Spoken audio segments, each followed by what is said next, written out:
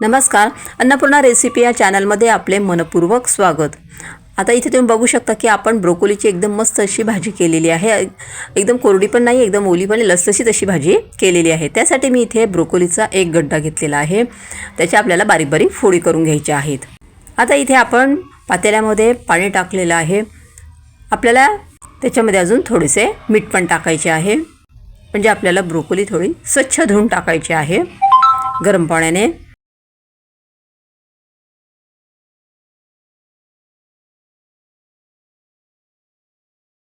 आता इथे मीठ पण आपले टाकून झालेले आहे आणि पाणी गरम करायला मी ठेवलेले आहे। आता इथे दुसरीकडे आपण तोपर्यंत कांदा कापून घेऊया। असा कांदा आपल्याला बारीक बारीक चिरून घ्यायचा आहे।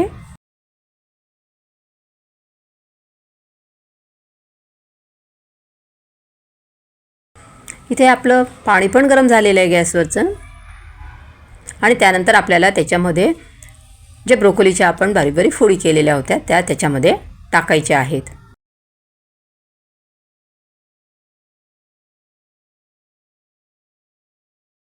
आणि आता ती आपण पाण्यातून काढून घेऊया ब्रोकोली। आपण ब्रोकोली गरम पाण्यामध्ये टाकली म्हणजे तिची चव वगैरे जाते किंवा तिचं पौष्टिकपणा जातो, तसं काही नसते। भाजी एकदम छान लागते ही। आपल्याला जास्त वेळ गरम पाण्यामध्ये ठेवायची नाही, लगेच ती गरम पाण्यातून आपल्याला काढून घ्यायची आहे। आता इथे मी गॅसवरती कढई ठेवलेली आहे, त्यात तेल टाकलेले आहे आणि तेल गरम झाल्यानंतर आपल्याला त्याच्यामध्ये मोहरी टाकायची आहे। मोहरी चांगली तडतडू द्यायची, मग आपल्याला त्याच्यामध्ये जिरं टाकायचं आहे, नंतर आपल्याला लसूण टाकायचं आहे, नंतर त्याच्यामध्ये आपण कांदा पण टाकून घेऊया।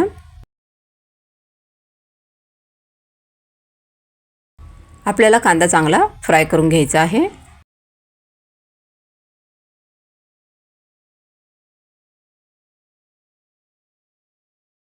थोडासा आपण त्याचा कलर चेंज होईपर्यंत होऊ देणार आहोत। आता इथे आपला कांद्याचा कलर देखील चेंज झालेला आहे। त्यानंतर मी या ठिकाणी पाव चमचा त्याच्यामध्ये हळद टाकलेली आहे आणि धना पावडर टाकलेली आहे। 1 चमचा 1.5 चमचा अशी धना पावडर मी त्यात टाकलेली आहे। नंतर चवीनुसार त्याच्यामध्ये आपल्याला तिखट टाकून घ्यायचे आहे आणि थोडीशी पाव चमचा मी जिरा पावडर पण त्यात टाकलेली आहे।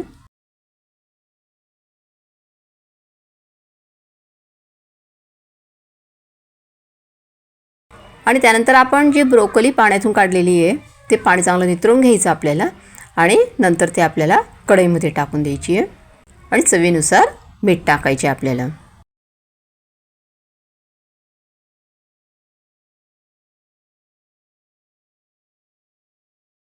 आता हे मिश्रण चांगले आपण मिक्स करून घेऊया। आता आपल्याला माहिती आहे की ब्रोकोलीच्या भाजीत भरपूर प्रमाणात विटॅमिन्स असतात। अतिशय पौष्टिक अशी ही भाजी आहे।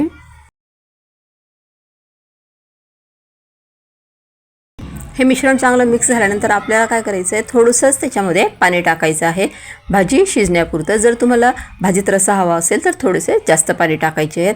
मला भाजी एकदम कोरडी पण करायची नाही आणि थोडी ओली पण करायची नाही, अशी लसलशीत अशी करायची आहे, त्याच्यामुळे मी थोडेच पाणी टाकलेले आहे त्याच्यामध्ये।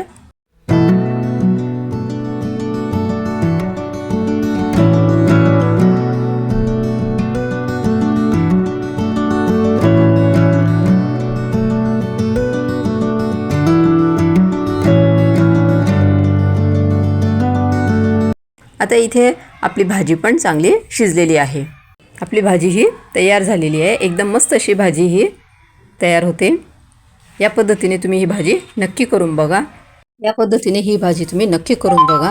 एकदम चविष्ट अशी ही भाजी तयार होते। माझी ही रेसिपी जर तुम्हाला आवडली असेल तर ह्या व्हिडिओला लाईक करा, शेअर करा आणि चॅनलला सबस्क्राईब करा।